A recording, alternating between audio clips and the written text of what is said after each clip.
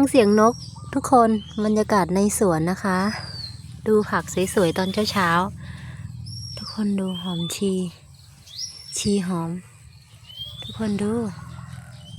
ฟังเสียงนกด้วยนะคะ ในสวนของหน่อยบรรยากาศดีมากเลยค่ะทุกคน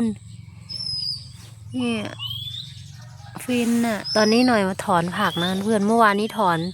ครึ่งแปลงไม่หมดนะคะ เมื่อวานได้1 ใบเทานะเพื่อนนี่1 ใบเทารวมถึงผักชนิดอื่นด้วยนะคะ วันนี้เราก็จะไปขายที่ตลาดนัดชุมชนเหมือนกันนะคะเพื่อนเห็นไหมชีหอมของหน่อยนี่เป็นชีหอมแบบหอมๆนะคะ เป็นแบบไม่ได้ใช่แบบต้นใหญ่ๆแบบนั้นนะคะ แต่แบบนี้ก็จะหอมบางคนเขาก็ชอบแบบนี้นะเพื่อนนี่ชีหอมของหน่อยบรรยากาศในสวนดีมากเลยนะเพื่อนฟินอะ